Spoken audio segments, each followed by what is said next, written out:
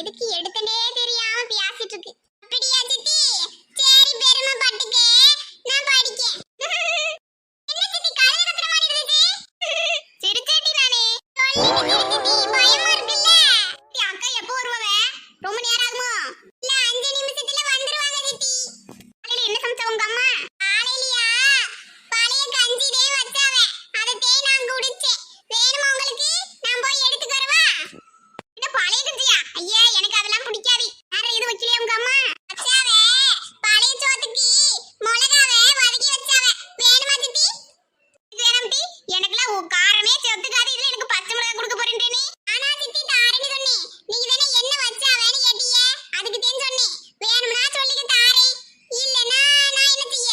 வேணாம் டி தாயே, நீ உட்கார்ந்து படி. நான் எதுவும் கேட்கல. சரி சித்தி. அம்மாவெல்லாம் அவங்க வீட்டுக்கு போனா பை நிறைய வாங்கிட்டு போவாவே.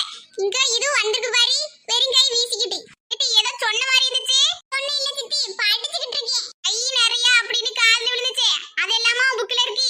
எல்லாம் கேட்டுட்டு கேட்காத மாதிரி உட்கார்ந்திருக்குத பாரு. இது ஒண்ணு இல்ல சித்தி, கணக்குல இப்படி தானே போட்டுருப்பாங்க.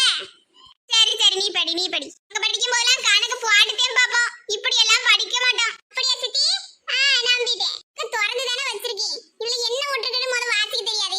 இதுல கணக்கு நாங்க போட்டு பாப்போமா. யார்கிட்ட ஃபீலா கொடுத்து பாரு. நான் எடுத்துக்கிட்டது ஹிஸ்டரி புக். மேக்ஸ்க்கு இதுக்கு என்ன மாதிரி சம்பந்தம் இருக்கா? எனக்கு தெரிஞ்சதானே. கேடி சித்தி, என்ன சித்தி உனக்கு? நான் படிச்சிட்டு இருக்கேன்ல. நோயாம பேசிக்கிட்டே இருக்க. என்ன படிக்க விடு. எனக்கு வேலை இல்லாம இருக்கலாம். ஆனா